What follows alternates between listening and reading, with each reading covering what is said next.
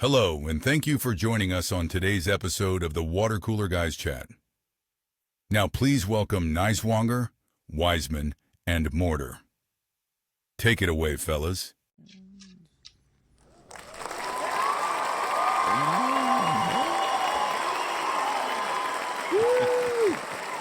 Always gets me hyped up. Woo! Welcome back. Another week around the water cooler. All right. Yeah. Seems like a long time for us, but it really wasn't Kind of. a long time ago. But It did. we had a like late recording a little last week, but Yeah. it's just been a busy week. So, thank you for joining us around the water cooler this week. This week we'll be discussing some of our fondest and favorite video game moments, either single player or multiplayer, or just couch co-op, couch competitive, whatever it may be. Some fun times that we've had. We'll have some villain tourney that we'll have a little bit later, and just kind of a few other things that we're going to talk about here. Some stuff we're looking forward to next year. But we'll kick things off as we typically try to do with a little agree-disagree segment here. First thing up, agree or disagree. Concerts are better than sporting events. Going to a concert is better than going to a live sporting event. Agree. Yeah, I'd agree. I agree also. I struggled with this one for a bit because we go to so many, we'll just say Royals games, and just have a fantastic time. And we go to a lot of concerts, have a fantastic time. But the thing that I guess triggered for me was a concert. You're going to see a band. You're going to enjoy every moment of of that. Yeah. The amazing songs. Sporting event, you're going to go and enjoy it, but it's depending on if they win or lose, you may have just a slight little drop in energy to where you're not going to have that at a concert. So, Right. Yeah, I'd say when it comes to concerts, the hype is just kind of there constantly, as opposed to a sporting event. Like I think I've told you guys before. Rose and I went to a Chiefs Raiders Thanksgiving game, and we lost. Home field, and we lost. It was Thanksgiving, so I mean the hype was there. It's Kansas City Chiefs. You're there. It's cold. It's great. It's the holidays, so on and so forth. But you still lost. Typically, when it comes to a band, unless they're just not quite performing at their peak, the hype just kind of maintains, and it's just, hit after hit after hit of the songs that you know. So the only time a concert could have even just a slight letdown is if you're going there to hear. You're typically it's going to be a band or artist that you really enjoy, and there might be just one song that you just absolutely love, and it's kind of a bigger hit of theirs, and they just may not play it that night, and so it's just kind of they played everything I love except for this one song. I really wish I would have got to hear that, and that's happened to us, and this is just the way it goes. And if you go to enough concerts and go to that same artist, you might actually eventually hear it. So that. So, yeah, I agree with that as well. Concerts are better than sporting events. That is exactly what you said was the exact reason I was thinking too. Concert, you're going to love it. Maybe miss a song. Sporting event, you're going to walk out there in that weird when you lose and you're doing the walk of shame back, and everyone were happy about beginning of the thing. Like all of a sudden you're walking back. the quiet ride home. Yeah. That's exactly right. Unless it's a Royals game and it has to be a Friday night, win or lose, the fireworks after that it's pretty spectacular. It's a lot of fun. Yeah. So, because if they lose, we're like, well, at least we get fireworks. And if they win, it's like, man, we win and get fireworks. It's a win-win-win. It is a win-win. So I go to a Royals game, man. I really don't care if they win or lose. Like, yes, it'd be nice if they win, but I'm just there to watch baseball, eat their baseball hat nachos, and enjoy watching you guys try to Sir, jump this down. is not your seat. Yep. Yeah, oh my God. Do you? Okay, so Yeah.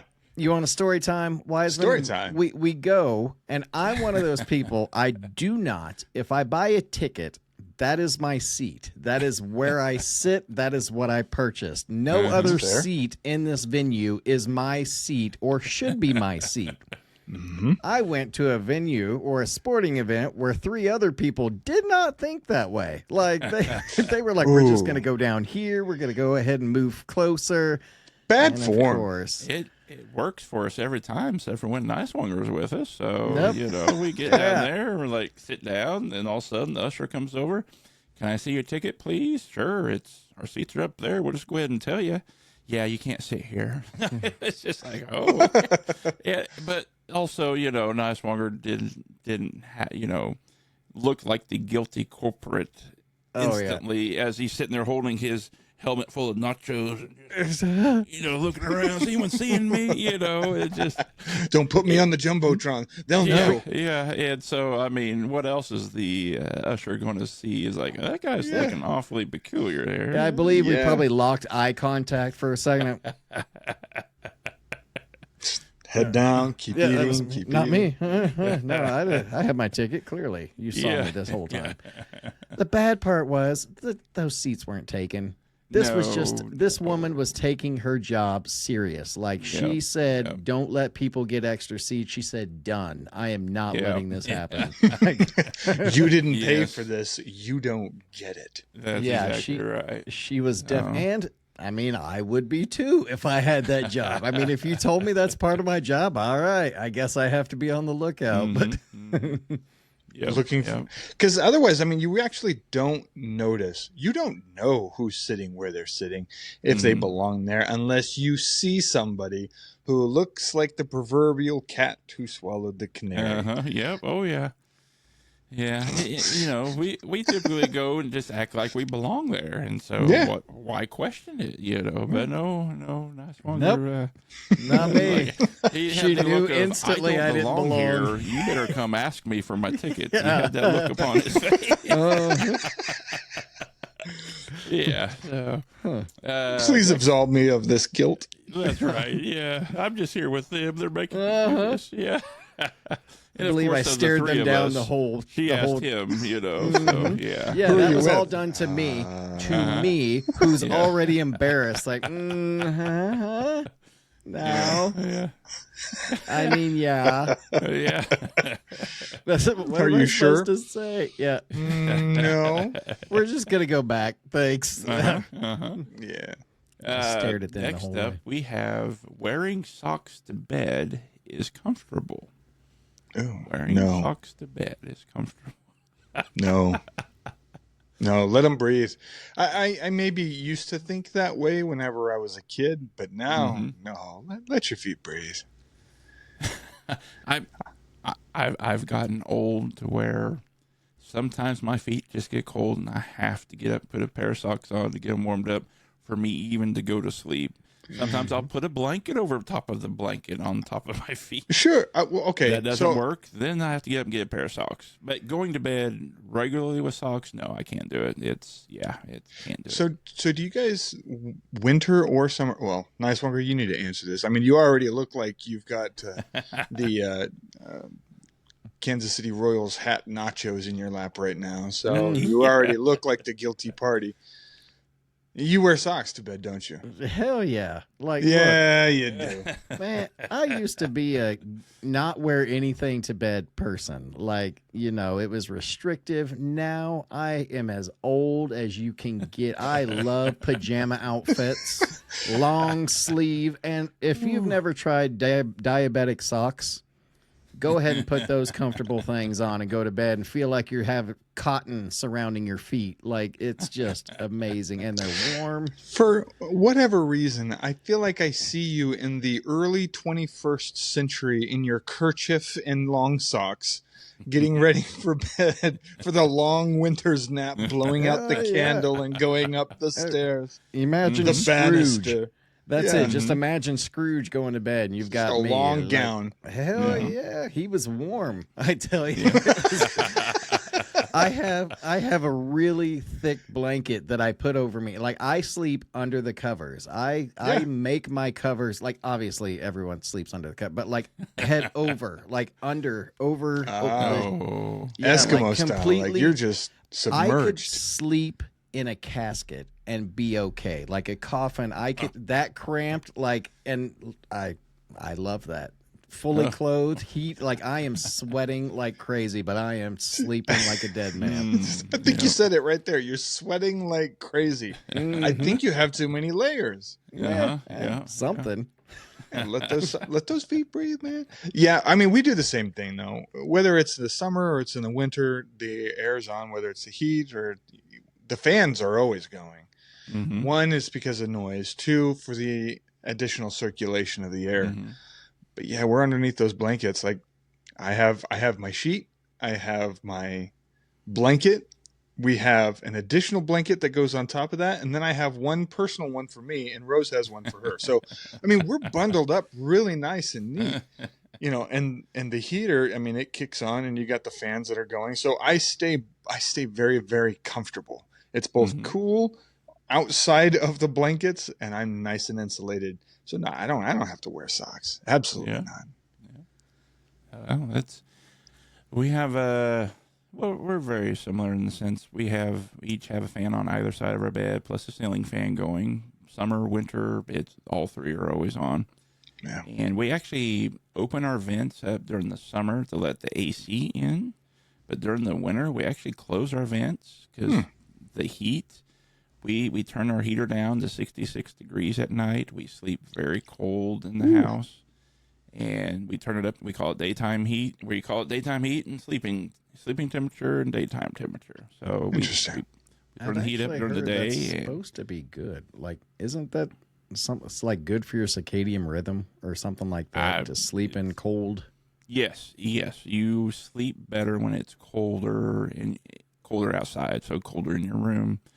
And we sleep fantastic. So the colder the better for us. We do great. And if some nights it's just really cold, we'll maybe put that just one extra layer of a blanket on top. But we start out that way, but midway through we're kicking it off because we get too warm even with just that. So we just need that little extra warmth just to get to sleep, and then we're good. So knock off the icicles, and that's right. You're good to go. That's exactly right.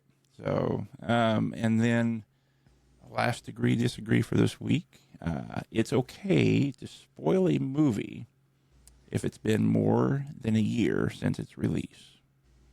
It's okay to spoil a movie if it's been more than a year since its release. I want to. Yeah. Well, I was going to say, I think that there's a yes and no to that because I believe it rests on the context of it. Like if you're going to share it, say via this podcast, hey, spoiler alert, it's been out for a while. Here you go. But if you're in conversation with somebody and they explain to you, hey, I've not seen this, and then you spoil it for them, that's bad form. It's not good. I am not. I feel like you're talking to me right now. Take it as you will. I am not up for spoiling movies, TV shows, or anything for anybody. If I know someone hasn't seen something and they may potentially watch it, I don't care if it's The Sixth Sense. I'm not going to tell them because I want them to experience as I experienced it. Right. That twist, and I don't want to feel like I'm taking that part of that away from them. So I spoil nothing if I'm around somebody who hasn't seen something, but if someone else has, I will divert my conversation in a manner to where the person that has seen it with me will understand what I'm saying, but the other person, I'm not spoiling it for someone else. So year old, 20 years old, 30 years old, I'm not spoiling it. So yeah. But looking at you, Nicewonger. What? Okay, let me ask a question now. Paint a scenario for you, if you will. Here we go. What if the thing you may have came to mind right off the bat that you've spoiled is something that took a year or two in between shows, and so you accidentally spoil it when you talk to your friend who you thought was caught up. And like, because I spoiled for Wiseman what happened with Jon Snow in the season finale. I was like, I didn't realize. Did I realize that you had watched it, or did I just outright say it to you? Like, I don't remember what I did. You had mentioned it in passing. Yeah, pretty much. You had mentioned it in passing because I was talking to you about certain scenes, and one of them was whenever he goes in, he has that big war with the whites and with the I can't remember the White King or whatever his name is. The Night King. Night King. Okay, so I was explaining to you that, and you hadn't seen it, but you had heard it, and so I was explaining that, and you're like, "Hey, don't ruin that for me." And then I think it was like a week later. It was, well, don't get too attached with him. Like, what? What? Man, this is Game of Thrones. What are you trying to say? Don't ruin anything. Well, all right. I mean, I feel like I already did, but are you kidding me right now? See, a lot of my conversations, if I'm going to talk to someone about something, I typically up front, where are you at? What was your last scene there? Especially on Lost. If I know someone's watching Lost, that's a good one. I'd love for them to talk to me about Lost. I was like, okay, where are you at? Okay. And then I will hone in exactly what just probably happened in that episode. Like, yeah, that's exactly right. Well, yeah, I've seen it a few times. I enjoy it, but I was like, okay, that's fantastic. I said, I'm excited for you about what's getting ready to happen. It's just I may do that, but I always inquire where was your last scene, and so that way I know not to spoil anything. Case in point, I mean, we're talking about the Stranger Things. Next and week. Yes. Nicemonger, you just actually messaged us today, and you're like, man, I just hit the season finale of, I think, what is it, season 4? Season 4. Yeah. And you're like, I want to redo my list of characters because Eddie, and that was Eddie, something where we had talked about where we're like, nah, we don't want to give anything away, but just trust me. Yeah, I was thinking about you'll that. enjoy it. Mm-hmm. Yeah, I did not like his Eddie on his first initial scene. I was like, oh, I don't like this guy. He's just a loud guy, and they did a good job of presenting him as a loud, annoying person, and then giving him heart and like really fleshing him out really well. By the time he does that phenomenal guitar solo, like that was, I was like, oh my gosh, this is nice. This is good. Yeah. I did not realize that series finale seemed like it was like 3 hours long, or season finale. It felt really long. But yeah, they had a lot that they had to flesh out on that. Yeah. Yeah, I don't believe I remembered Max, who that was. Like I kind of did when we were doing the list, but then after watching, I was like, oh, Max, I should have gave her a higher score, whatever that was. Because dang, that girl paid some. Yeah. Woo. Nope. No spoilers. See? I'm just saying. There you go. That whole thing. Yeah. Case in point. That's it right there. Just talking away, and all of a sudden, spoiler. All right. So, yes, next week, guys, around the water cooler, Nicemonger should be caught up through the first 4 episodes of season 5. So, we will be kind of diving into that with theories that we may have, what we enjoyed, what we may or may not like. We'll see what Nicemonger thinks of episode 4 of season 5, and see, this worries me with everyone, how they've been like, oh, so it's got me worried. and then we got the 3 episodes dropping on Christmas Day, and then the finale on New Year's Eve, a 2-hour finale. The other 3 episodes on Christmas Day, I believe I looked ahead, they amount time-wise, the 3 episodes just short of 4 hours. So they did like a Game of Thrones thing, didn't they? Kind of, yeah, just kind of. Meow. There's making it early. Yeah. He got up for some food. I knew he was going to do it too. I was looking over here like, oh, you're going to make some noise, aren't you? What did you call it, Matt? His cameo? His cameo. love that wordplay. It's corny, but I love it. So very good. Well, yeah, we'll have that next week and probably the following week, because we'll discuss the 3 episodes that we will hopefully squeeze in before we get to the episode and kind of lead into the finale. And who knows, we might make it 3 weeks in a row talking about the finale then, because it's kind of a Game of Thrones type thing. It's a series that's coming to a finale, and we hope it can end on, hitting on all the cylinders there. So we'll see. So we'll jump into this week's topic that we have here, some top gaming moments that we have here with some games and or just memories that we have with certain things there in that nature.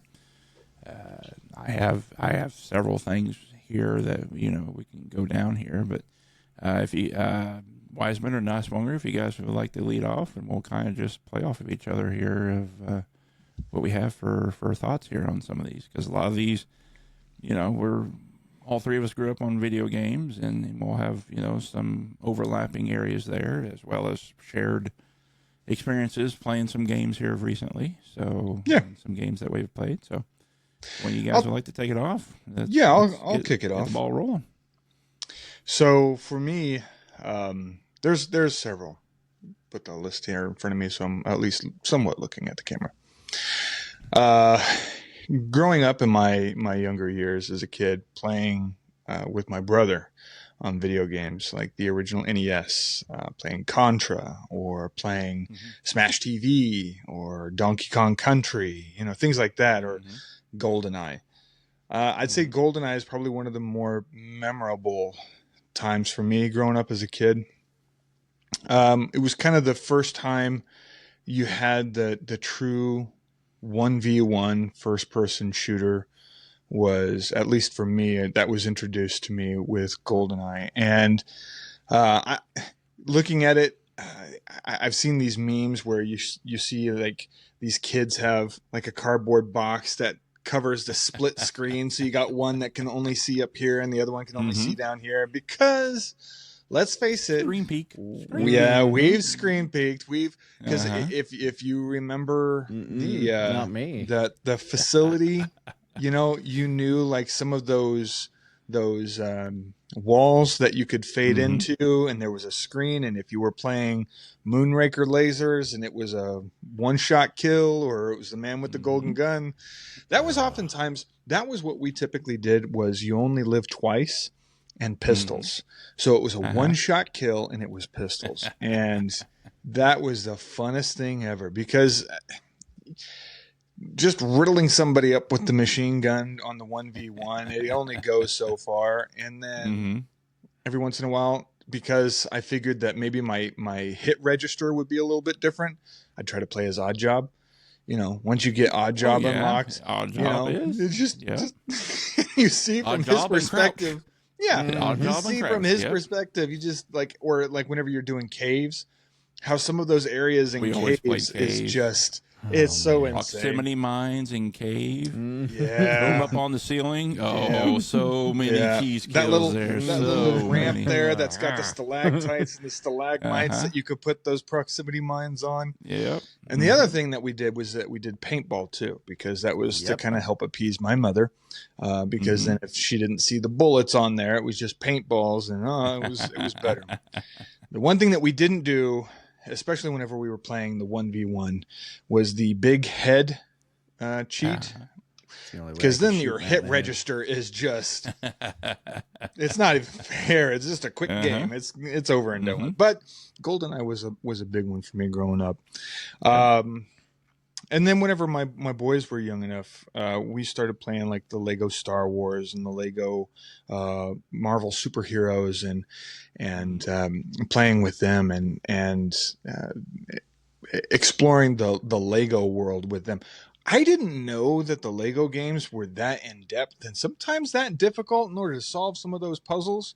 Because here I'm thinking like I'm going to show them around. I'm like, I can't get past the first level. I have no idea what I'm doing.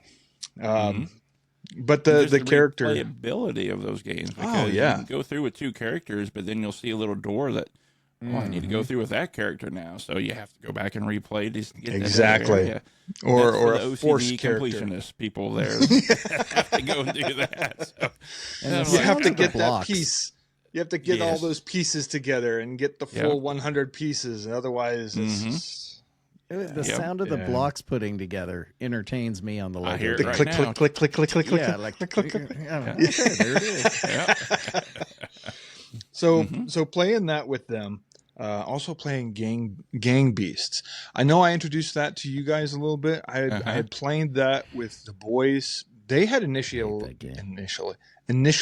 played that with some of their friends whenever they started doing online gaming.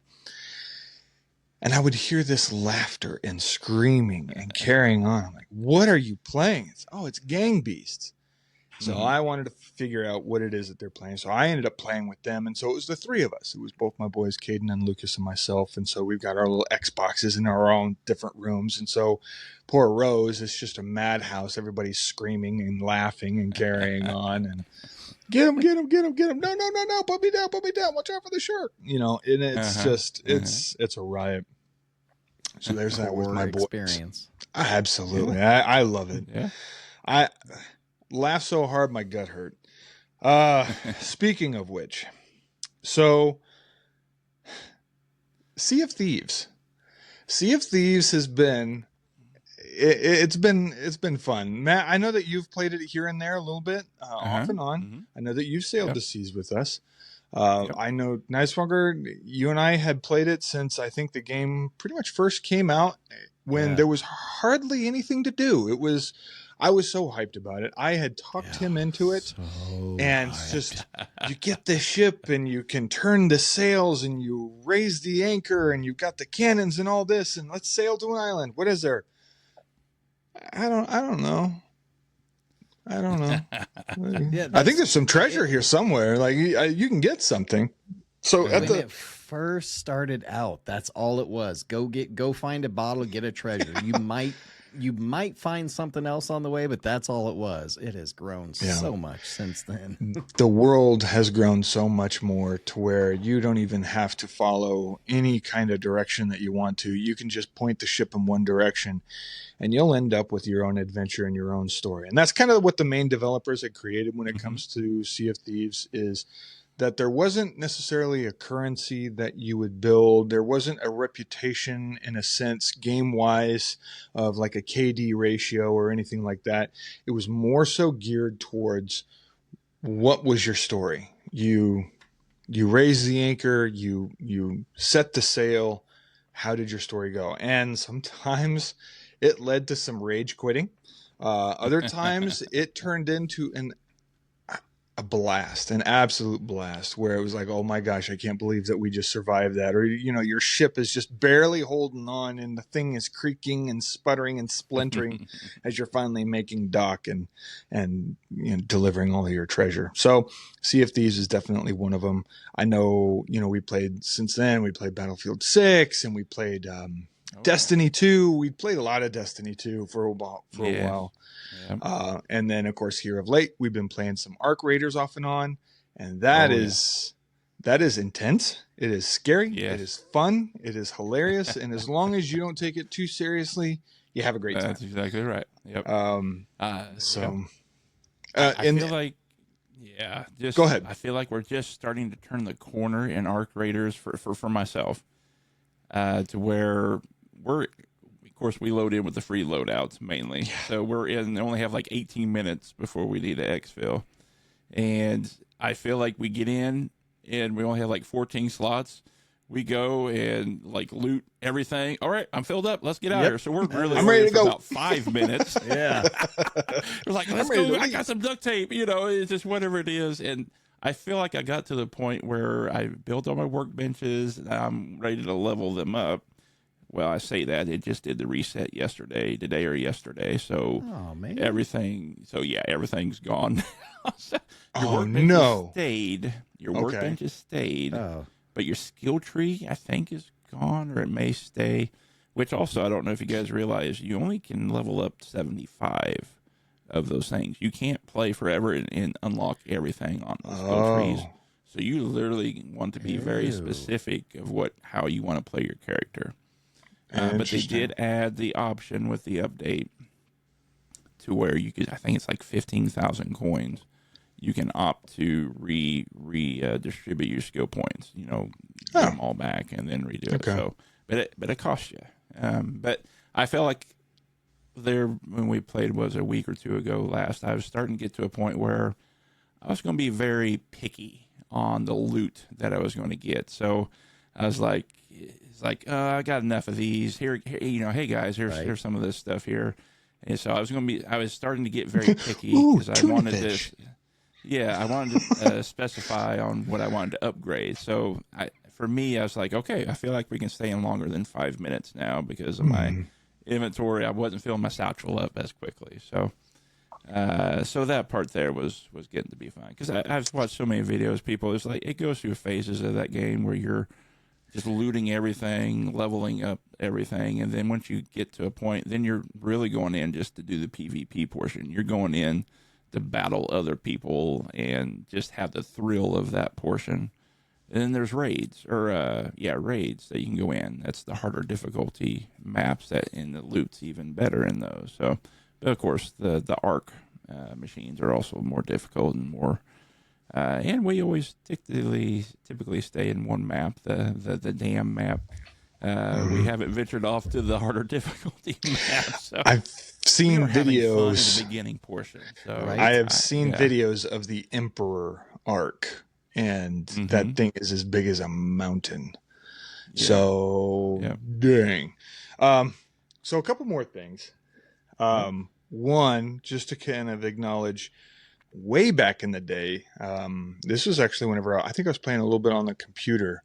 Nicewunger, this was where I figured out what being Nicewungered meant. But playing DayZ. DayZ. I was gonna say that. Yeah. Oh man. First of all, the game's a lot of fun. It is so big though, you quite literally need a map and a compass. And you need to be able to actually tell where you're going, even though you're in an area that's all like Cyrillic, and so you can't even tell where you're at. You're like it's Yakuchapadlava. I don't know. You also need to whatever know that is. Russian. Yeah. That makes it even more fun. Yeah. So, but when you do find each other, it was a blast. We started campfires. I know that when I finally met up with him, he was starving, he was cold, he was dehydrated, and as soon as I got a fire going, he passed out, bled out, and died. Just not the other day. Yeah. He passed out, bled out, and died. Like when I finally met him, I'm like, there you are, thud. I'm like, oh no. And guess what? I didn't spawn right next to him either. No. It was like, if you understand the amount of time it took us to find each other just for me to fall over and die, it was ridiculous. By then it was already late in the night, and we were like, okay, we're gonna find each other and we're gonna log out and we'll figure out everything else. Nope, he died right then. And I'm like, oh, okay. So when I came back to, there's his body. And then there was a part where we had come up to it was a military base, wasn't it? Yeah, it was a military base, and I was so proud of myself. I got binoculars, and so I'm scoping in, trying to watch for other players because it's a killer be killed type of scenario, very apocalyptic. You got to watch out for zombies and so on and so forth. But it was early on in the build, because it was still in its beta form, that they had just introduced handcuffs. And prior to this point, you couldn't just wiggle out of them the way that you can in the game now. You can, shuffle and wiggle and maybe finally break the handcuffs. Well, you couldn't in this build. In fact, you had to have a saw if you didn't have a key. Well, Nicewunger found the handcuffs. Neither one of us had a key. Neither one of us had a saw. And I didn't know he had handcuffs. And so there I am. I'm scoping in on this military base. And then I get this thing, you're being restrained. And I hear this click, click. I'm like, what? What happened? I go in third person, and there I am, bound. Practically look like I'm hogtied because I'm laying there, belly down. He's laughing at this. He's like, oh my gosh. I'm like, all right, very funny. You got the key, right? What? You got the key, right? I didn't find a key. I found handcuffs. I never found a key. Okay, well, tell me you have a saw. No, I don't have a saw. Oh, the server's resetting. Nicewonger, I'm going to be handcuffed when the server restarts, and you're not going to be here. What am I going to do? He can't even answer. He's laughing so hard, and then the server resets, and it cuts off. I'm like, I got Nicewonger. It was the first time I ever got Nicewangered by him. I had to show you. Just get you aware of what's going to happen. This last one. Go ahead. I'm going to answer you on this one. I pulled out those handcuffs and it said use, and I had no idea what that meant. Okay, I didn't know if it was going to put them on me or you. But the next thing I know, you've clicked the handcuffs are on you, and I have I'm just like, oh no. you know that meme they have of the Planet of the Apes? Oh no. No. That was what I was thinking in my head, but all I could say was laugh because you were like, Nicewonger, get these off of me. Get these off of me. And my guy's gonna starve to death. I thought that what had made this even more is right when I clicked them on, we heard a like a bullet sound, and you were like, get these off of me. Probably. Yeah. I don't even remember that. What I do remember, though, you and I were in the middle of a city once, and we were raiding the outskirts of it because we were not brave enough to go into the center. The center of the city is where all DayZ. Okay. The center of the city is where all the main loot is. The exterior of the city, you get some of the food, you get some of the things. Rough things here and there. You can find different clothes in order to stay warm, so on and so forth. Well, we got a few things. We rummaged through a few stores, and we're running around, and we come around to two guys, well armed, and they put up their hand. Well, I was reaching for, it's like F5, F7, but I was in so much of a, oh my gosh, I clicked the wrong one, and my guy pulls his gun down. The moment that action happens, black. I see black. They drew and fired. Nicewonger is standing right beside me and goes, hey guys, we're friendly. He knew what button to push. So like I'm talking to him via our I think it was a Steam chat. And so I'm like, dude, are you dead? He's like, no, I'm talking to him. What? Dude, you drew on them. I was trying to put my hands up like a wave or something. Why would you draw on them? I don't know this guy. It's crazy because the guys were like, hey, man, I'm so sorry, but he drew and we didn't know and we just don't trust anybody. He was like, no, that makes plenty of sense. Hey, do you mind if I loot his body real quick, though? Oh, yeah, go ahead. Sure, go right ahead. You're like, yeah, it's all right. Hey, you guys have a safe trip. Hey, what a guy. Those guys were nice. Not Wiseman, you would have really liked them. Why'd you pull that gun out? I wasn't trying to pull the gun out. How do I get those pair of handcuffs back? What was I supposed to do? I just watched them gun my friend down. Am I supposed to be like, let me draw my gun now? No, at that point, I now know what's going to happen in the apocalypse. Don't draw for one. And if I do, Nicewanger's going to be like, yo, I'm on your side. That was his fault. That was his fault. Yeah, he drew on you, man. I would have done the same thing. That is. Hey, good looking out. Good looking out. That was good. Yeah. Okay, so final one, and I'm going to pass this on. I have had so much fun with this game with the two of you, the three of us. Walkabout mini golf on the Oculus. That has been so much fun. I have laughed to tears. Send it. Yeah, Nicewonger send it. And I don't know how he does it sometimes, but he does. Constantly it's a trying miniature golf, man. You're supposed to send it. It's so great. It's so great. And then, of course, the constant battle of typically between me and Matt of who's going to reach first. Full send it is not golf. Okay? Who's going to be second or close to where Nicewanger's at. But Nicewonger, I commend you for the full send because, I mean, listen, you only miss the swings that you don't take, right? So, and you take every single one of them. You get so far down, you don't worry about missing it. Like, all right, if that goes in the water, I'm not competing here. I'm 10 swings down. What the hell am I going to do? It's hilarious. It's hilarious. And especially whenever you can see our characters in our hands and the pantomiming that goes along with the conversation just adds to it. The facial expressions, you can just tell. Yeah. Yeah. So that's my list. Yeah, that's great. That's a good list, sir. What, Man, what, all right. what, I what got do to you follow got there, that one Mr. up. Huh? Nicemonger? Yeah. No, just kidding. So I started my video games. I'll go from the beginning. I started video games with the regular Nintendo, playing Mario and Donkey Kong. That's where my video games started.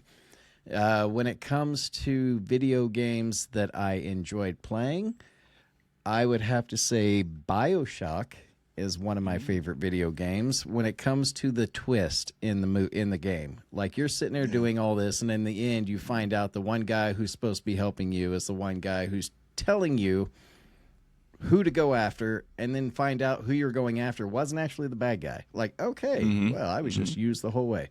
That was one of my favorite. Matt, playing video games with Matt, we used to get together. We'd play GoldenEye, like you mentioned. He would scare me with Resident Evil. He'd set me down and say, hey, why don't you play this game? And I would trust him because why would he be rude to me and do these kind of things? I don't even know what Resident Evil that was, but The very first one. Very first one was the best one. Breaking through those windows and seeing your buddy just sitting on the edge of the bed and just literally levitating off the ground like he has superpowers, just levitating off the ground and turning a different shade of white that you didn't know human beings could turn. And, Was this in the mansion or Raccoon City? Mansion. Mansion, yeah, Mansion. mansion.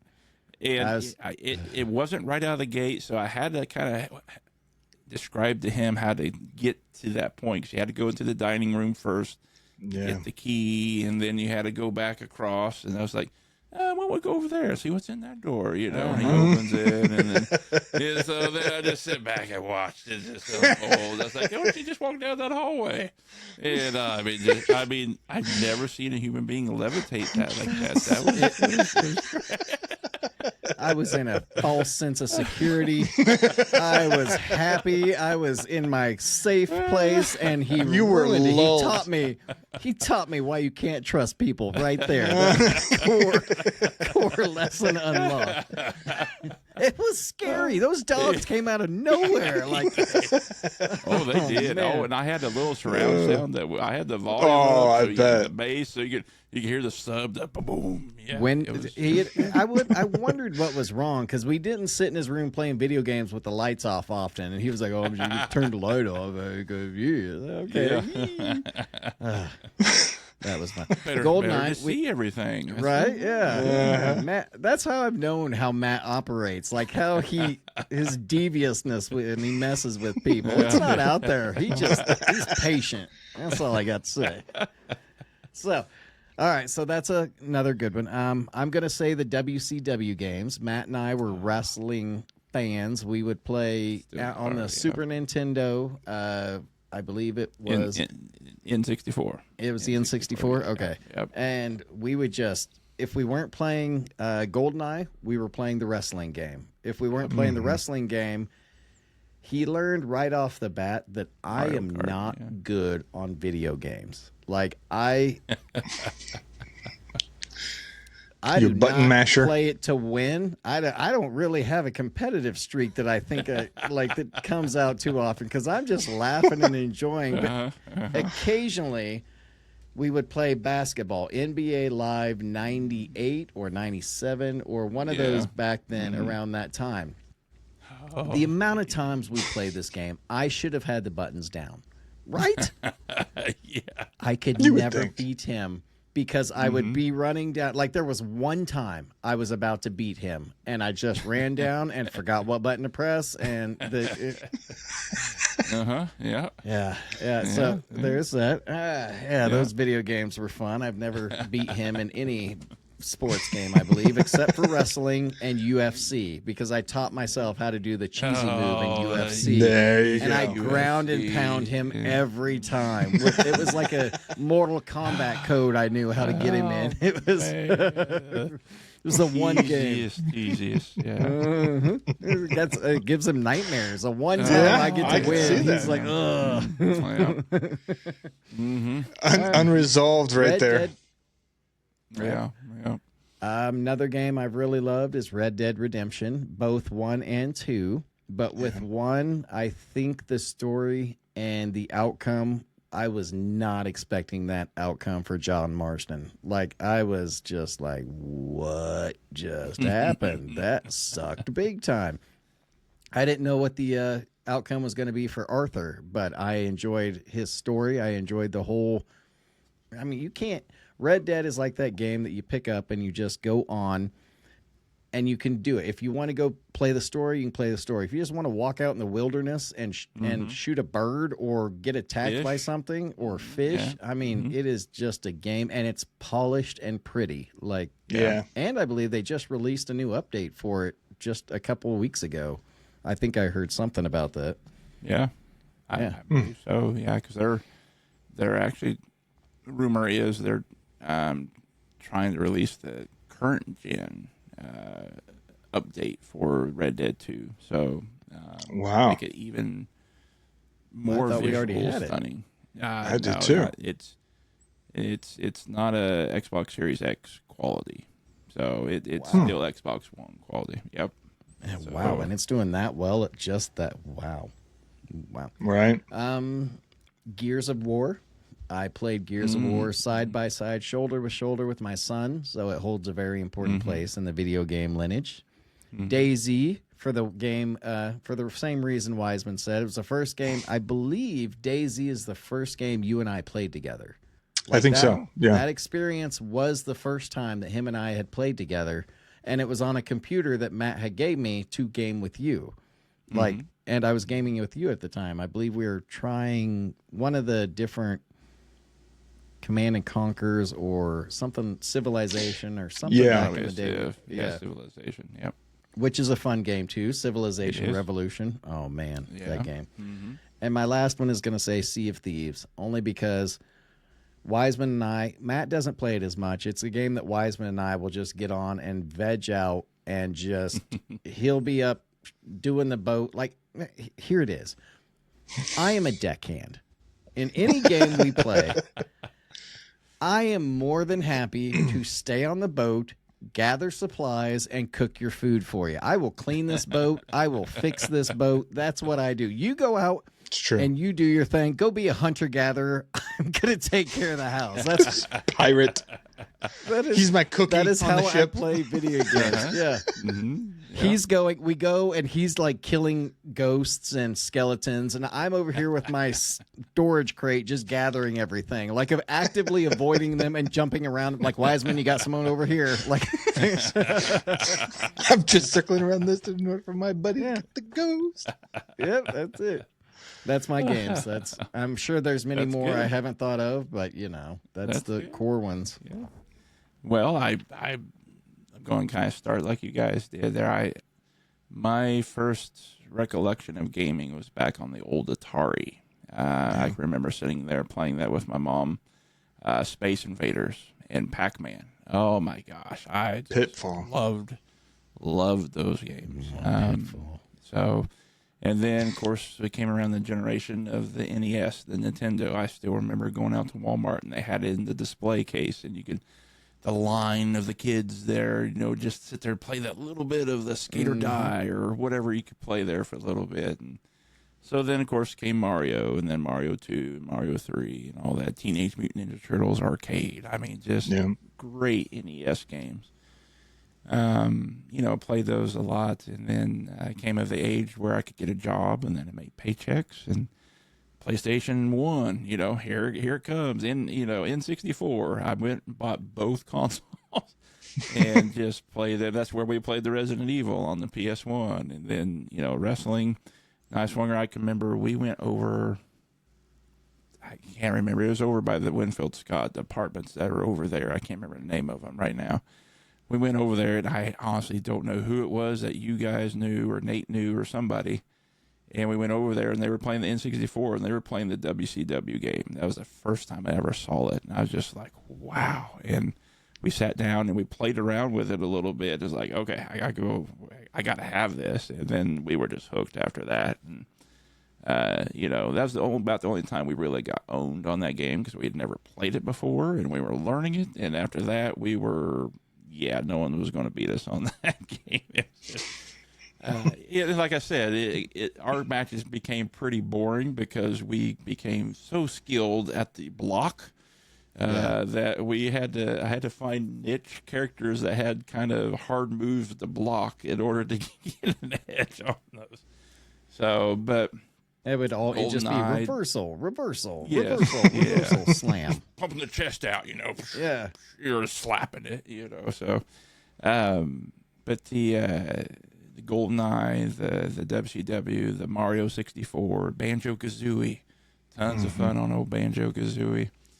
And then I can remember, of course, working, PlayStation 2 got announced. And at the time, gosh, what was it? It wasn't GameStop. There was a store down in Joplin Mall, right by JCPenney's. I can't remember the name of the store, though. That was where you went and got the video games and the consoles and everything if you didn't get them at Walmart. And I remember the PS2 came out, got announced. Radio Shack? No, not Radio Shack. Okay, I was wondering how old we were going here. Yeah, but I remember I went down and pre-ordered the PlayStation 2 through there, and I pre-ordered, oh my gosh, probably like 5 or 6 games. They had a lot of my money pre-ordered, and gosh, it was a couple months out before the console released. News broke that they didn't have enough consoles for everybody, all the pre-orders. Wow. And so I was like, oh. Wow. So they were getting people that were going to go camp out at night. And I just remember just how big of a gamer I am. They got to where they were doing kind of a lottery of everyone that they had pre-ordered, and everyone they were just drawing names, and then they were contacting these people. You're one of the lucky ones that, are going to, let's say they had pre-ordered, 200 PS2s. They only had like 50. And so there was going to be a lot of people that were upset, and they were going to have to wait months before the hardware was come in. But they called me because I had pre-ordered the system, had it paid in full, and had the games paid in full plus another control. Basically, I was one of the few that had so much invested in it. They're like, we're making sure you get one. I was like, sweet, I love it. Nice. They're like, you need to be here at this hour. They're like, it was opening at midnight. The mall closed at like 8. Like, you need to be here at 8. You need to show your ID to the security at the door, and you just have to wait the 4 hours. And they had police there at the Joplin Mall that when they went in, they were escorting you out to your vehicle with this. Yeah, because you're going to get jumped. That was the big thing. And I went home, hooked up my PS2, and I stayed all night playing that. I mean, the Tekken Tag and the new Madden, and just, and the jump from PlayStation 1, the jump from NES to PlayStation, then the jump from PlayStation 1 to PS2 was just mind-blowing. Of course, our games today are just crazy. I feel like we don't get as big of a jump of just a wow factor as we used to, but how much more can they really do other than go in virtual reality? But right. PlayStation 2, great thing for me. Still probably one of the best consoles releases and game libraries. PS2, PS3, of course, and 360.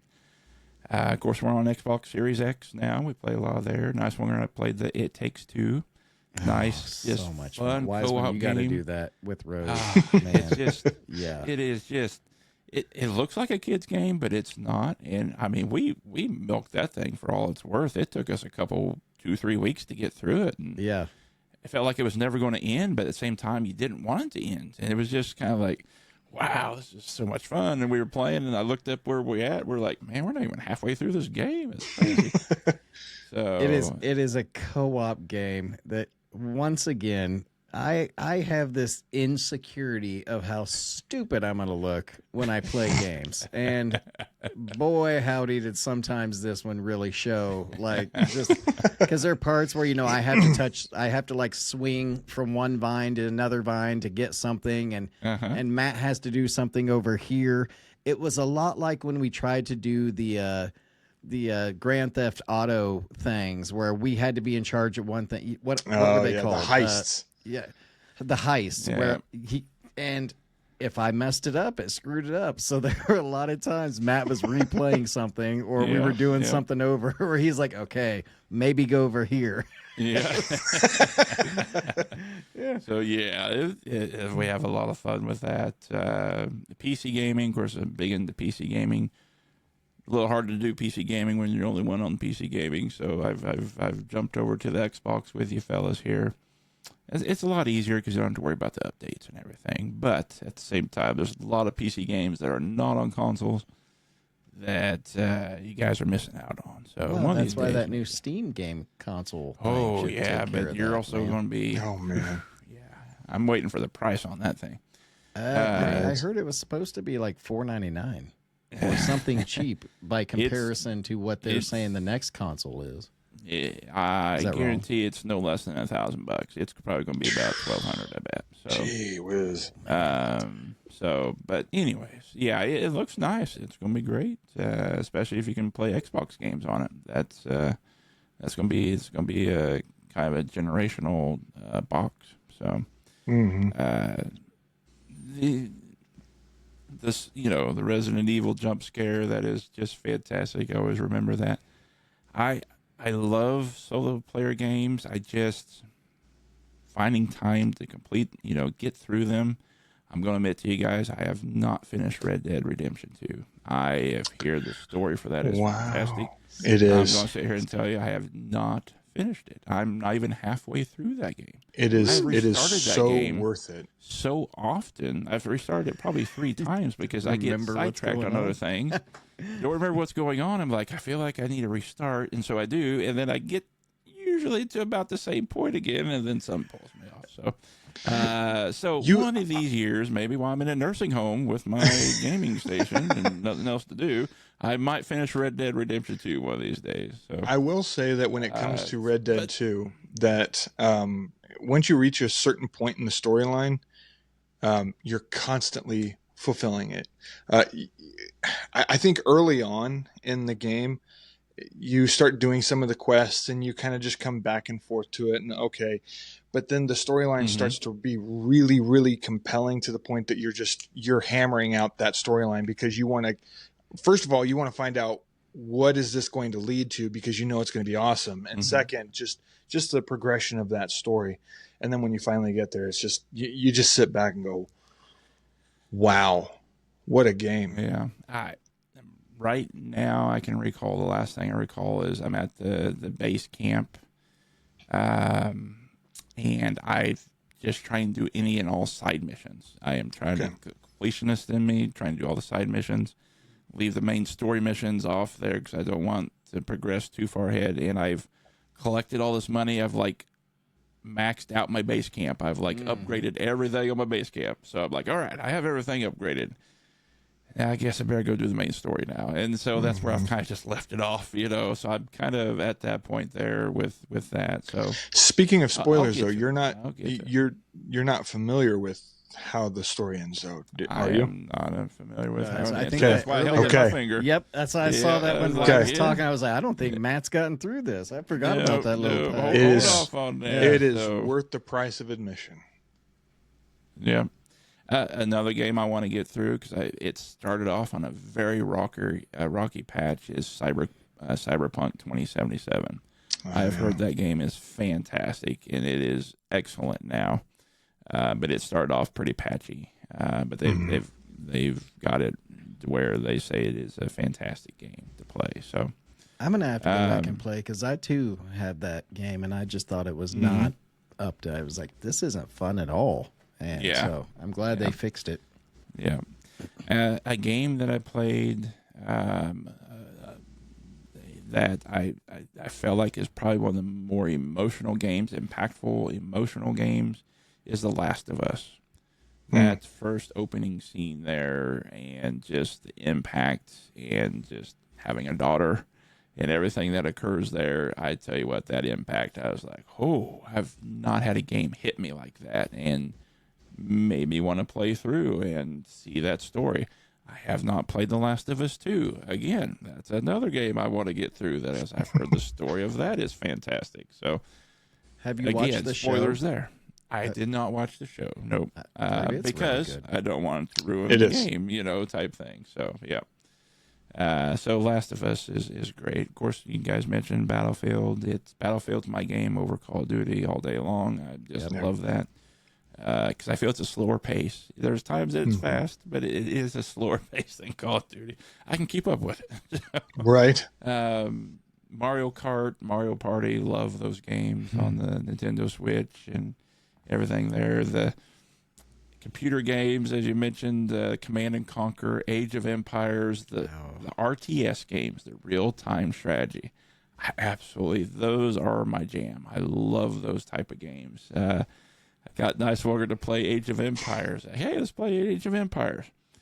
Okay, what do? Well, you start off with a little civilization. You create these workers. You have them go get food.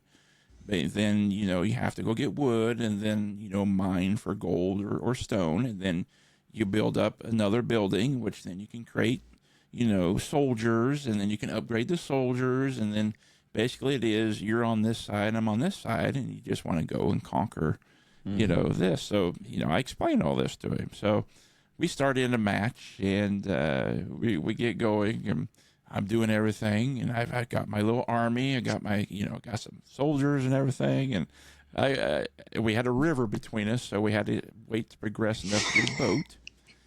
So then we cross against this river, and I get over to Nicewanger's camp, and I get over there, and I think he may have had a stick wall. He did at least build a stick wall. But all he had was a bunch of workers out farming.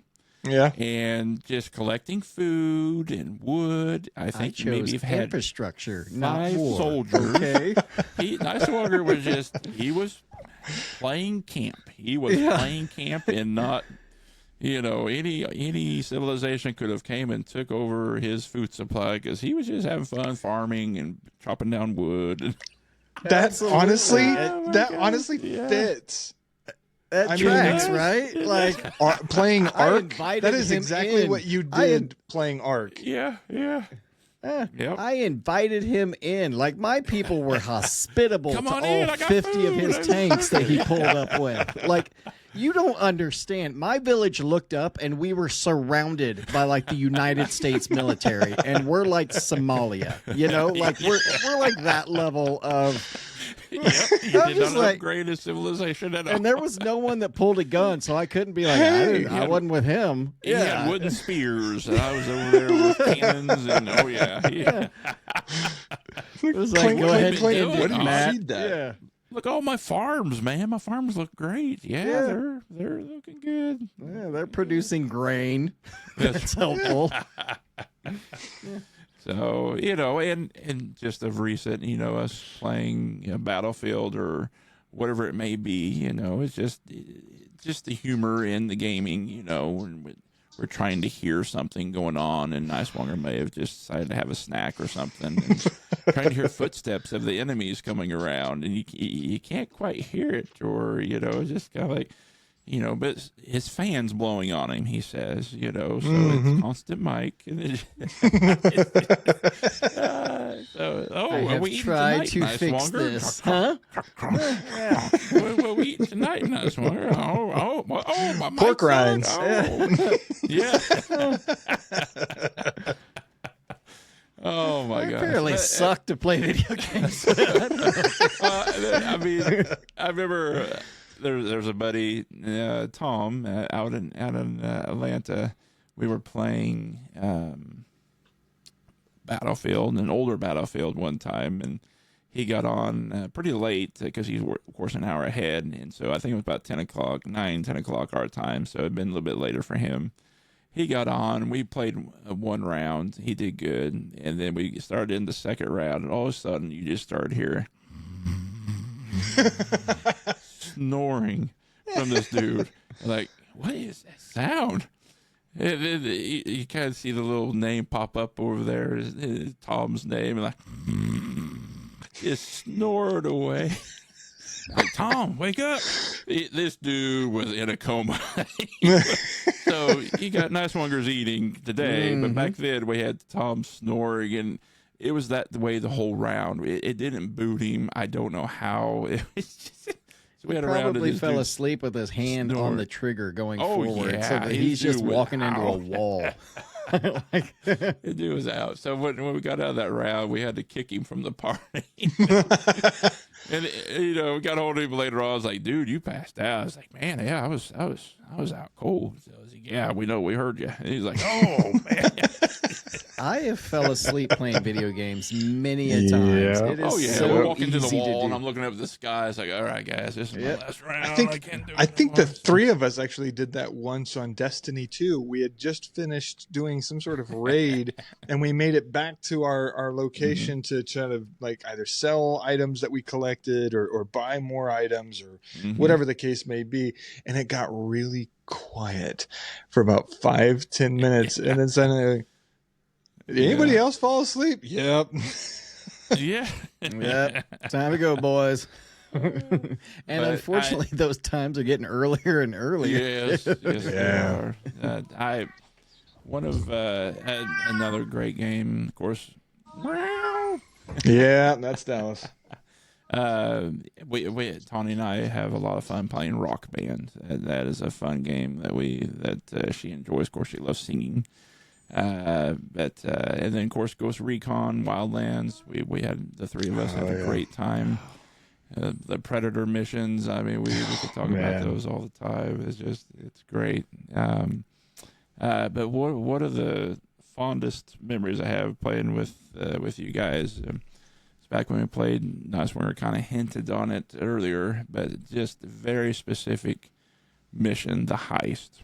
And Nice Winger and I paired up, and then Wise, when you paired up with your brother. I know what you're talking about. It was part of a mission where we paired up. We had to go do two separate areas, so the four of us weren't together. I think it was the first heist in GTA, wasn't it? Oh, yeah, it was the I'm very sure first it was. heist. Oh yeah, I'm sure it very was. Yeah. But Wiseman, you and your brother had to go into this police station and get like this briefcase and. I mean, get out, and Nice Winger and I are like, no, we're not doing that, So Nice Winger and I, we had to go to a shipping dock, get into one of these crates, get a car, and drive it away. That was the getaway car. All right, that's up our speed. We can do that. No problem. I lost count of how many times we died. We hear you guys coming out like, all right, we made it out. All right, we're over here. We're like, all right, where you at? You guys were good. You were quick there. We died so many times just trying to get to the crate that we were like, okay, we're doing something wrong here. What's going on? So we get up there and then we're like, okay, there's a crane over here. What if we parachute in? Maybe we could parachute in. We're like, okay, how do we parachute? So I'm like, okay, hold on. So I paused the game. Of course, on that game, you pause. It kind of blurs it out a little bit. So I'm looking through the menus on this, looking around, and the next thing I know is I see this body just plop right down in front of me. And all I hear is Nice Winger say, it's not O. It is not O. Parachute is not O. I'm like, oh, okay. And of course, that has to reset our heist. Yeah. and I really get lost track of how many times. And we can hear you and your brother's voice like, Nice Winger, I think they're getting a little frustrated here. But it's not O. It is not O. It's not the button. Don't three jump other off buttons. That button. All right, we have a 33.33% chance of getting one of these correct. Yeah. So then we finally figured it out. parachute, and we finally got to the car. And then we were trying to get out with the car, and then we were thinking that was it. Oh no, they chased you with the car. Of course, it was a convertible, so we were getting headshot left and right. And then I remember we were like, okay, guys, why don't you guys try this one? I think we got the harder mission here. And so Nicewar and I were going to this cop station now. We were like, holy smokes, I was supposed to do this. And I remember we tried it 2 or 3 times. I don't think we even got into the police station. And we're like, yeah, can we go back to the doctor? I think we may have it now, you know. I take it back. I take it all back. Your brother has played with us since then. Oh, no, he hasn't. No. I think that was the last time we tried the heist. Yeah, that was hilarious. Like, I do remember that. I do remember that. I remember we got so far. I still see it today. The pause menu, and just seeing the body right in front of me. And I look down, I'm like, it's not O. Oh, man. Oh, yeah. That's great. I remember funny mofo saying, hey, let me look this up. Let me look this up. Let's see how we do parachute. Guys are like, let's try it out. It's not O. We got this. It's, it's normally O. It's not O. So, Turns out O is not among the keys on the Xbox. So, that's the other thing. There's no O to even play with there. Yeah, that's exactly right. Yeah. So great times gaming. The walkabout, love the walkabout golf. Oh yeah, regular golf. It's a lot of fun too. But I think I hope virtual reality. Now that we have the Oculus, and I mean the games that we could be doing, the things that we could be doing with virtual reality could be so cool. At the same time, to a point, I would probably be vomiting if it was one of those where we had to walk around, because once you start moving in those games, I cannot do it. Like it messes I me got up. motion sickness pretty quick just doing the kiddie demo area, and I was motion sick. I was affected for a couple hours. I had to sit down. I was like, oh, I don't feel good. Yeah, I got that way with some sort of firefighting job. It was some sort of firefighting game that was on the Oculus where you're putting out the fire and all this sort of stuff, and you're running from room to room, and you have to do it in a certain time frame. And after I was done, I'm like, I'm a little sick to my stomach. I'm gonna sit down for a little while. I can't do this. I don't know how these youngins do it. Yeah, it is. See, I've been wanting to get an Oculus or I've been wanting to find a game that I could like run on the treadmill and feel like I'm running outside. I feel like that would be great, but I just don't think that the running and the Oculus would match up. You know, like chewing gum and walking. I feel like I'm going to fall off of this treadmill if I decide to do something like that. Yep. I agree. So good times, guys. Love that. That's great. Good nostalgia. You made me laugh. You made me cry a little bit there from laughing. My own stupidity.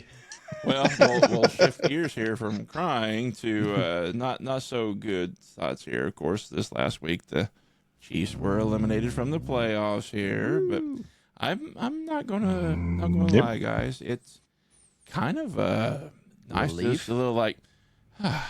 Don't have to worry about the stress of the playoffs this year. It's kind of like I can kind of sit back and just watch whatever's going to happen, you know, knowing that we're going to be retooling, you know, getting better for next year. I'm not going to lie. It's wish we were continuing trends, but same time, it's nice to have a little breather here for a little bit. Right? But was it 7 seasons of this or 9 seasons of this? I mean, it's time for them to take a breather in the playoffs. Yeah. I mean, I feel like them being in the playoffs every year is probably why they're getting hurt so often right now. They don't have a chance to rest. Actually, I read an article or a question today. Do you think that they should set their starters for the next 3 games and play their second string? No, they're still playing for pride. Yeah. And it's Kelsey's last season, I'm sure, so he's wanting to go out. It's playing for some pride there a little bit. It's. I'm looking forward to watching a game with no stress. Like, you know how we've been watching every one of these games stressing? Like, yes, let's watch this for the fun of football. Yep. That's exactly right. So, and then we have, well, I mean, if you guys want to do a little movie, we'll do a little tourney here, and kind of how we do a tourney. This person versus this person. This is top movie villains. Okay. Okay. Now, don't think of them in popularity. Think of them as the character within the film that they are, and how great of a villain or evil or whatever person they are compared to this other person in, their evil, villainry within the film that they're in. Okay. So we got, what we got here? We got 10 of these. We'll dwindle them down here. Now he's going to rack his brain and figure out, okay, who do I have? Who else do I need? Well, the good part is this isn't a 3-on-3. This is just we're good here. All right, first up, we have Lord Farquaad. Lord Farquaad from Shrek films. His villain, versus Hannibal Lecter. Which one do you feel is more evil, more menacing, within the story that they are in? Which one do you feel has more of a evil presence? I'm going to say Hannibal. I'm going to say Hannibal. Hannibal? Okay. I don't think I ever saw Farquaad want to eat someone's brain with fava beans. Okay. A bottle of Chianti. Next up, we have Annie Wilkes from the movie Misery, Stephen King's Misery. Have you guys seen Misery? Kathy Bateman? Yes. Yes. Okay. Or, Kathy Bates. Not Kat Bateman. Kathy Bates, yeah. Okay. So the movie Misery, Annie Wilkes, or Thanos. Which one do you feel was just evil, a greater villain? I'm going to say Thanos. I'm going to say Annie Nice Wanger. Wilkes. Really? I agreed with Thanos. I agree with Thanos. Like, I'm sorry, but I didn't see much wrong with his getting rid of 50% of the population and letting it go from there. Like, okay, like, all right. Yeah, but like Annie Annie was his just own rude. Chained the guy to the adopted bed daughter. and want him to write. Yeah. And then he would pit I'm them gonna against go with each other. Thanos on this, but Annie was pretty good there though. So. He's a bad father figure, and he's a bad type. Next up, we have Agent Smith versus, I'm going to probably butcher this name, Anton Chigurh. Anton Chigurh from the movie No Country for Old Men. Oh, yes. Versus Agent Smith. Oh, I'm going to have to say Anton on that. Agent Smith was just tired of where he was. Anton was just killing to be killing. Except we're also talking about the entire human race with Agent Smith, though, too. Like, we're not just talking about a few people. Like, this guy was part of a larger conglomerate of AI that wanted to eradicate all human race. Is that what he wanted to do for Old Country or No Country for Old Men? But no. But my argument Which for one would that, you fear more walking into a dark alleyway? Which one would you fear more? Yeah. my argument on this is you knew what to expect with Agent Smith. You didn't know what you were getting with Anton. He's going to ask you a question and play with you flip a coin before he kills you. Yeah. Heads or tails. Just heads or tails. This is the most important question I'm going to ask you, or you're ever going to answer. Heads or tails. I mean, he just sounds I don't know like why it sounds he like sounds like Sean Connery, but Two-Face right now. So I mean,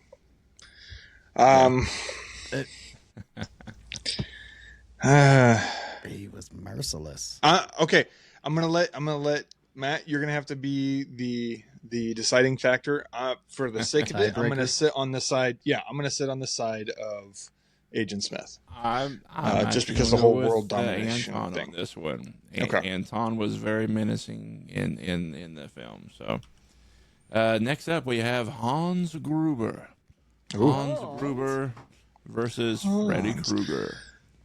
Which one do you feel is a greater villain in the film that they are in? Okay, obviously Freddy.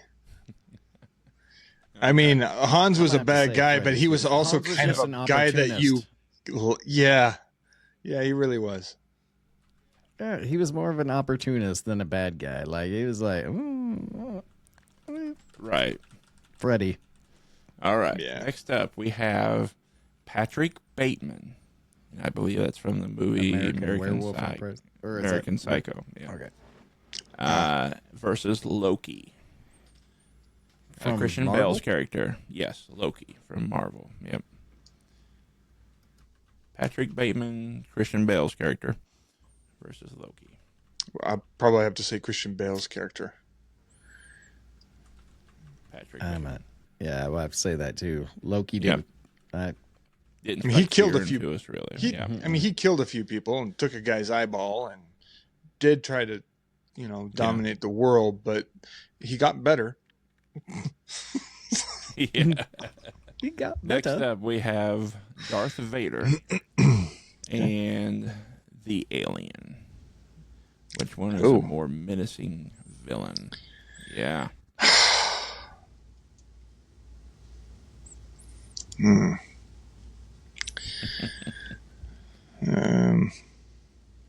going to have to say Alien on this one is a more of a menacing villain as opposed to Vader. Now, before you start saying that, he blew up Alderaan, technically he didn't. But he did choke people out that did not agree with him, though. So yeah. But it was his own bad guys. So I mean, except for Rogue One. Mm-hmm.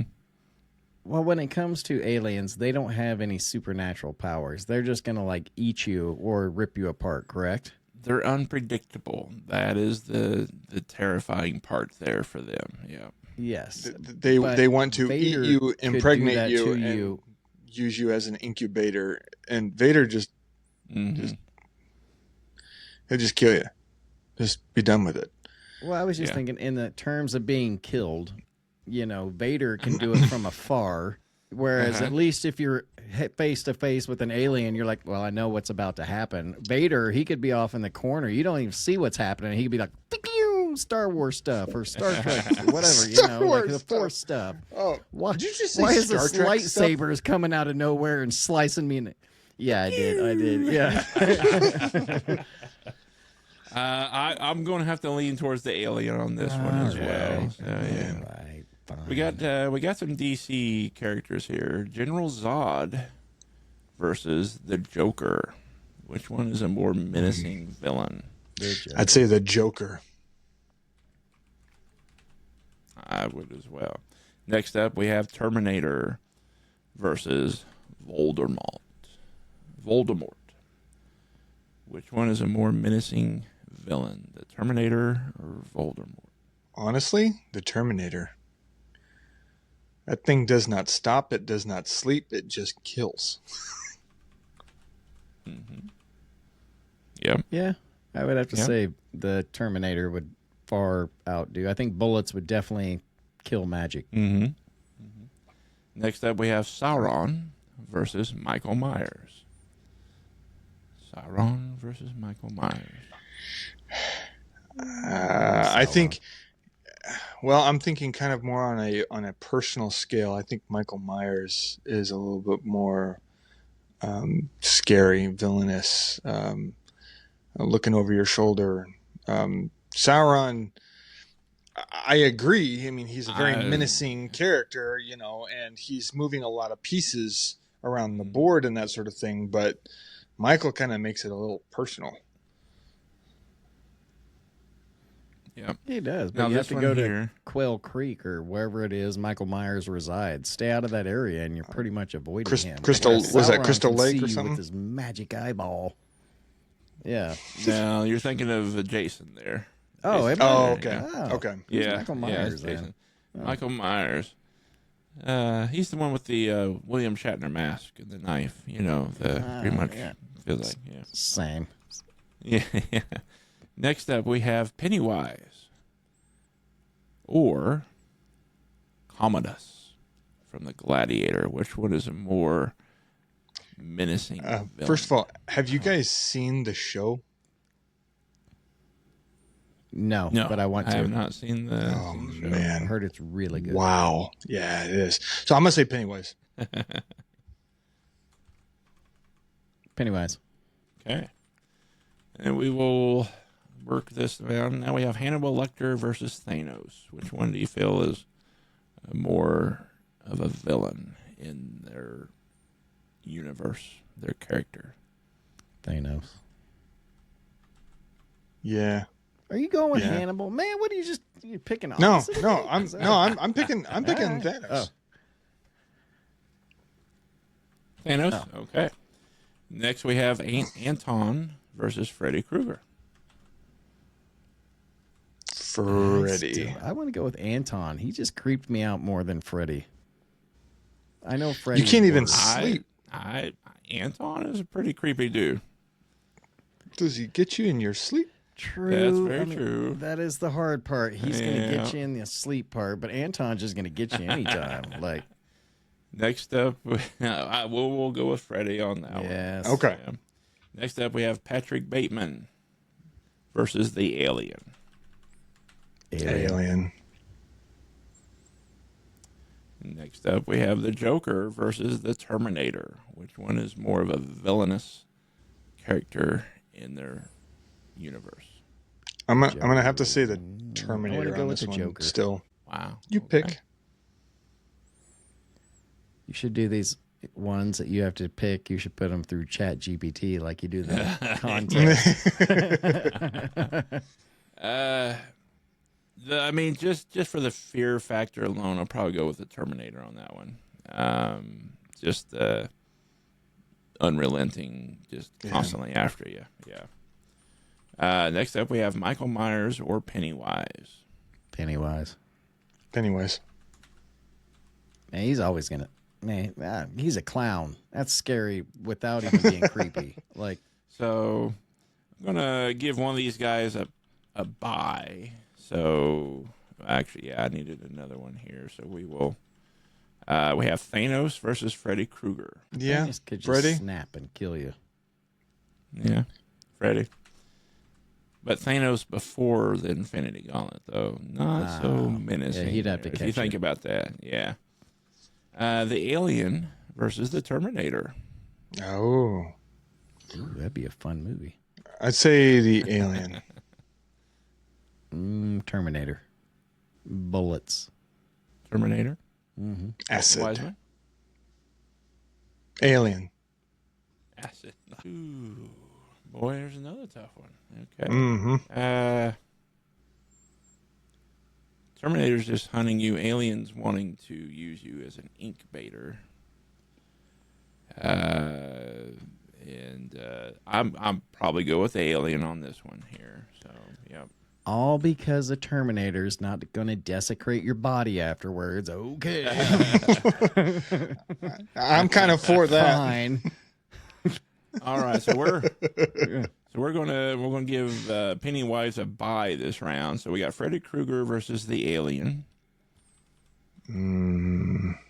Still Alien. the Alien for me against Freddy Krueger. Yeah, Alien is. Okay, so now we have Alien versus Pennywise. Alien versus Pennywise. Which one is a more menacing villain in their universe?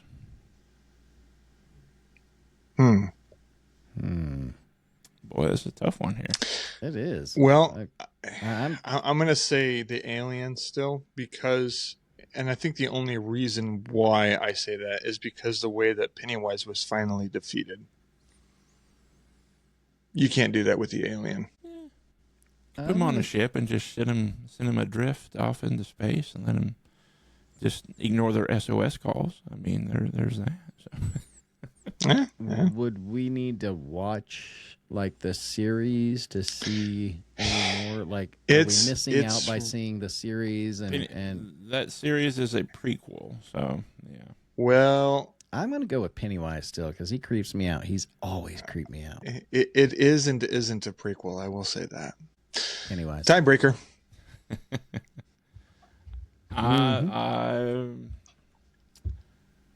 Based off of the menacing, I'm going to go with Alien on this one.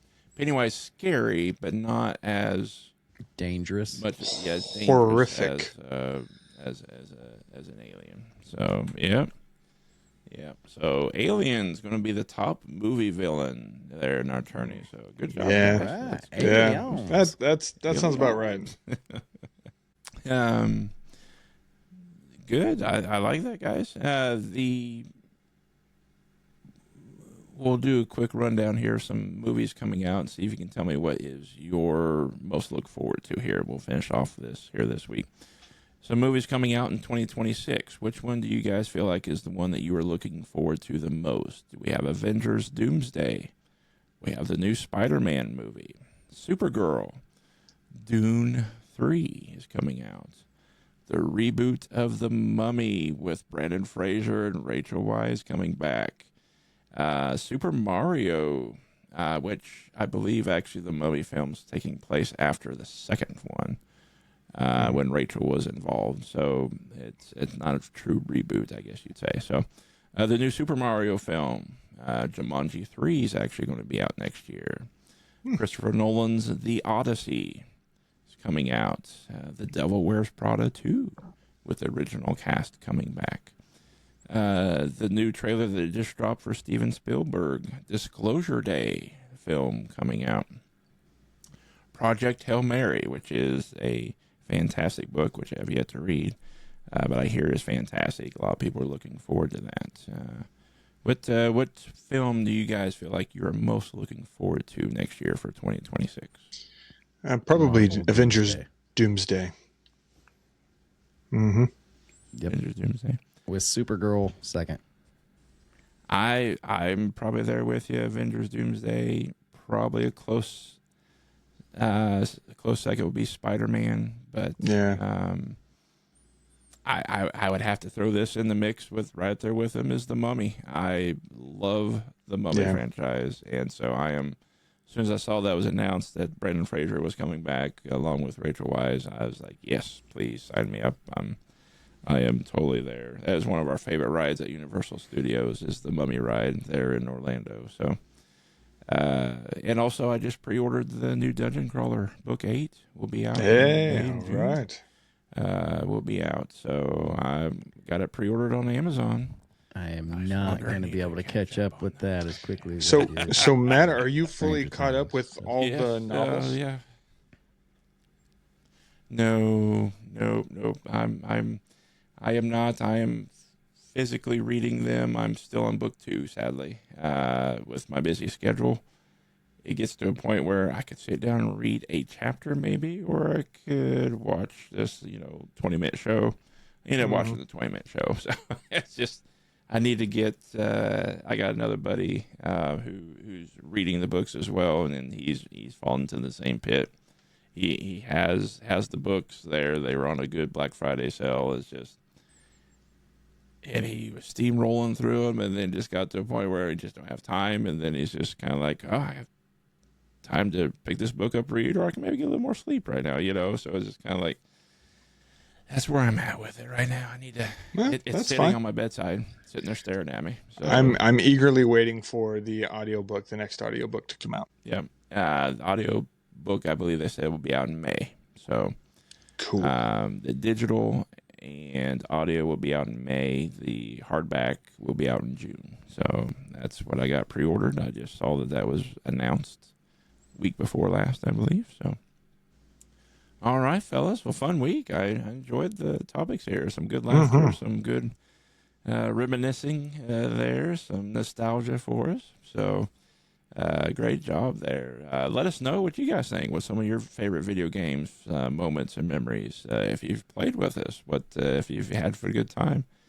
If you have played with us, we don't take very seriously, and we pretty much laugh at ourselves as we're playing. So That's part of the fun there. So Do we are not pros. expect to be in the top 10 of any lists when you play with us. No, and if we are, it is by pure happenstance, and or we were in a lobby full of bots. It's just, we're going to be honest. Yep. But I tell you what, we had a great memory and had a lot of fun doing it. So yes, email us at twcgchat@gmail.com. Let us know what you think and some of your favorite memories or some of your favorite games. And we will wrap up this week. We hope you guys enjoyed listening, and we will catch you next week, same time, same water cooler. And remember to stay cool and stay questionable. We'll catch you guys later. See ya. Bye.